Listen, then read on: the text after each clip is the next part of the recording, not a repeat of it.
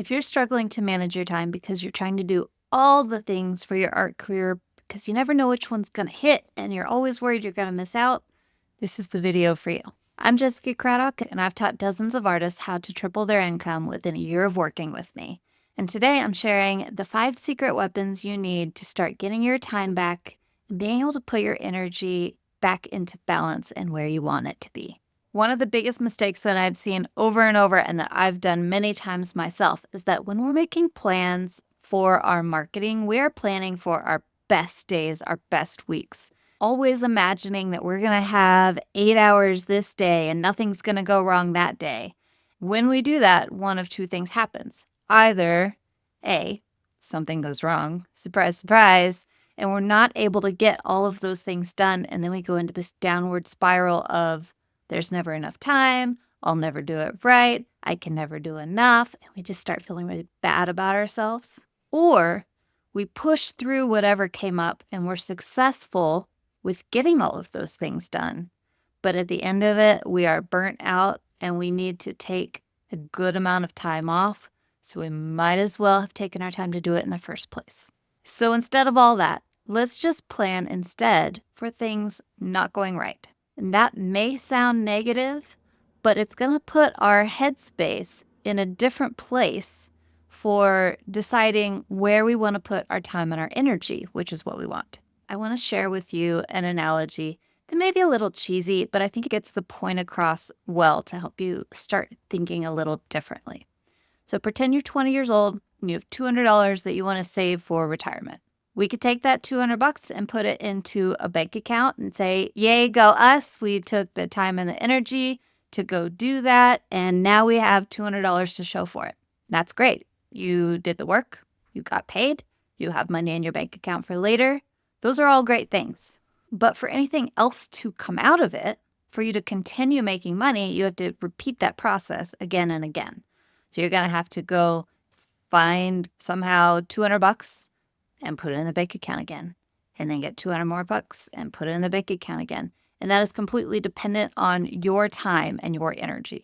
But on the flip side, let's pretend you're 20 years old and you decide to put that one contribution of $200 into a retirement investment account, such as an IRA.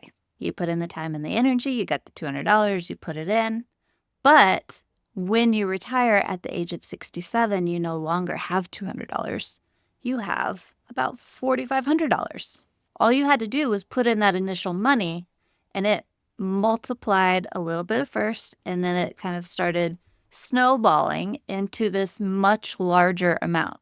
$4,500 doesn't sound like a ton for a retirement account, but if you consider you only put in $200, it's a crap load. It multiplied almost 22 times the amount of you going out and finding that $200 22 times. All you had to do was make a different choice about where you put your time and your energy, or in this case, your money. So that's how we want to think about marketing our art. Can spending our time on an activity continue to produce results in the future for us? Even just months is great, but can it be years? Can it be 10 years? Can it be 20 years? Let's take that analogy even one step further and say, all right, you've got that $200 in your retirement account. In addition to letting that account work for you, you could go out and get more contributions of $200. Maybe not every day or every week or every month, but on a regular basis for the next however many years, you put in $200 2 or 3 more times a year. Each one of those multiplies. Each one of those stacks on top of each other. And so you have more and more and more continuing to work for you, whether it's growing your money, growing the eyes on your art. We're talking about exponential growth. So even if you have bad days, when you don't, you can put in more contributions and all of those add up. I think you get where I'm going with this. So let's get into 5 practical ways that you can spend your time to create that exponential growth for your art career. Number 1, creating ambassadors for your art. The idea of an art ambassador is to find those people who have connections to your art, whether it's they feel connected to you or your message or your subject or your style, any of those, and have an audience of people like them. So that if you could win one of them over, the head, the person at the top of that group, they'll want to share your art with their people who also happen to be ideal art buyers for your work. There's quite a few different ways this can happen. It could be through a collaboration that you do with someone, whether it's an artist or a business in your area. It could be a gallery owner, like so many of you have been seeking out, or those interior designers or art consultants. It could be someone who's bought your art in the past and really loves it and wants to share it with their friends and family. It could be as simple as that person that you're friends with that happens to be friends with all of the other people as well.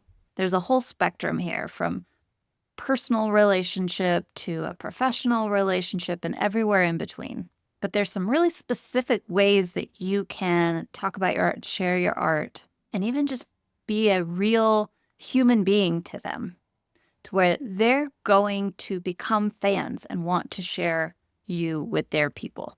This is how I've gotten at least half of my clients over the years, is from other people that I've collaborated with, or clients, or even friends, telling people about me because they know me, they trust me, they know my values, they believe in me, they stay in the loop. And the beautiful thing about this is that they're not just sharing you with their group of people, which would be great in and of itself, but I think about it like they're a dandelion, right? And that one person becomes a fan and their little seed head spreads. And then each one of those creates their own dandelion plant. And those spread and those spread and those spread. And that's what I'm talking about when it comes to exponential growth. And there's some really specific ways that you can nurture these relationships to encourage that type of sharing of your work. And I teach that inside of my program, Revive Your Spark. It's a longer training than I can do here, but I give really specific examples and steps of what to do. So if you're interested, I have a special discount code for you in the caption below. Number 2 favorite way to get your art in front of people for exponential growth is in-person viewing. And these do take more time to execute, but they can be spaced out in whatever amount of time works well for you. So these can look like calls for art fairs, group or solo shows, charity auctions or fundraisers, creating your own event for yourself or with others, speaking gigs, collaborations similar to the first point. And the reason we love these so much is because it gives us an opportunity to solve 3 marketing problems at once. One is visibility, getting new eyes on your art. 2 is nurturing. You get to know the people at that event and get to talk to them about their art, and they get to feel that actual in-person connection with you and with viewing your art, which we all know is just much more powerful than seeing a picture.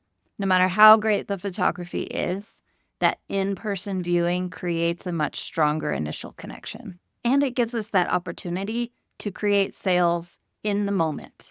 One of my favorite things about in-person events is it also gives you the opportunity to capture leads for future sales. Not everyone is ready to buy right now. I always say that about 1/3 of your sales from that event are actually going to come at the event. The second third will come from you following up with people who said that they were interested or asking questions. And the third will come from people down the road in the months and years to come after they've explored their options and gotten used to the idea of spending that amount of money on something that will ultimately make their home more beautiful, but may require a little bit more thought.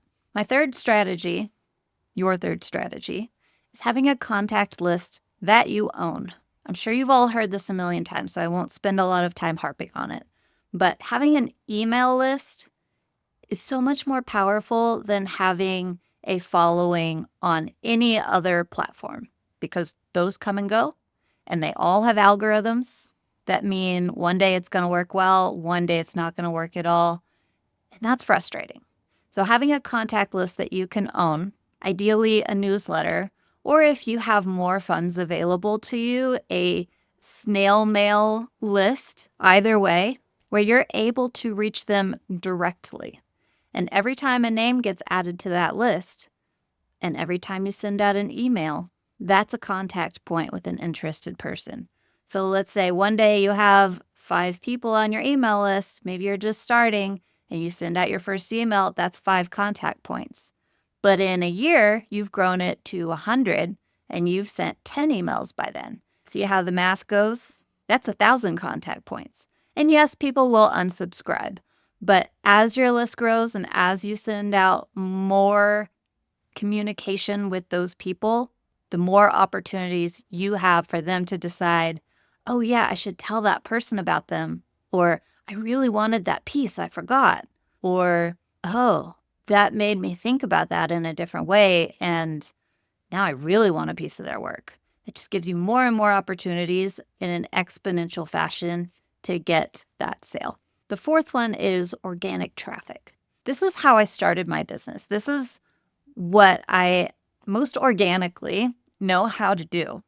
And unfortunately, I didn't teach it a lot in past programs until I had a bout of really severe burnout this year. Not even from my business. It was more of an emotional burnout, but I wasn't able to do all of the things that I had been doing.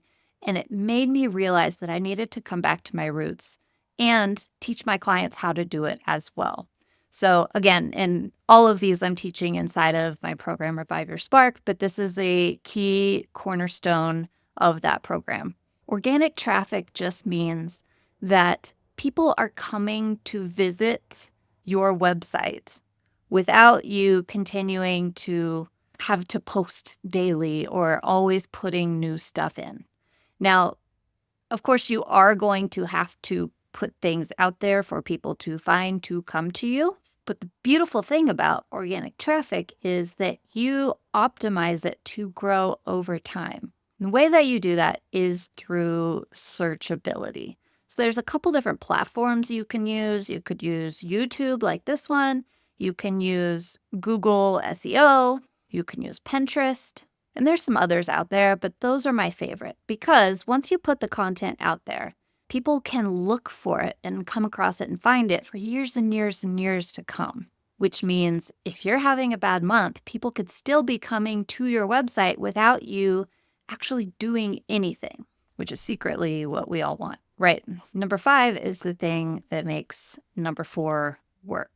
It's a scalable, hands-off promotion of the work that they found that they're interested in. Very practically, what this might look like is a landing page for a collection that has a newsletter sign-up form attached to it, all the information about that collection, how to buy, and when they sign up, getting more information about that collection. My favorite way to do that is to take repurposed newsletters or social media posts or information that you have already put out into the world and repurpose those as newsletters that drip out over time, promoting and selling that work. And this is beautiful because you've already got people organically coming to you, and now without you having to go and explain why they should buy that particular thing that they found you for, they can now get all the information that they need on their own in a really consumable and human way. It's like putting your past self in a time machine that loops. Your past self who was really excited to promote that collection at a given point in time and putting it on repeat for people to find. These are all 5 great examples of work you can do to create those exponential results for yourself. But you could put them together into a certain pattern or formula, which I'm going to teach you in the next video, which is like taking those $200 contributions, but making sure that they go into the highest return investment account so that you're getting the highest yields, the highest percentage for your effort. Even if you just do these things, you're already getting a great return, but let's make it the best that it can be. If you'd like me to email you the rest of the videos in this short series called Creative Ease, there is a link below this video. And when you sign up for it, you'll also get a 90% off discount code, making your first month of Revive Your Spark only $9. So you can try it out for yourself. Or you can just go ahead and hit that subscribe button so you'll get notified when the third video in this series comes out. See you then.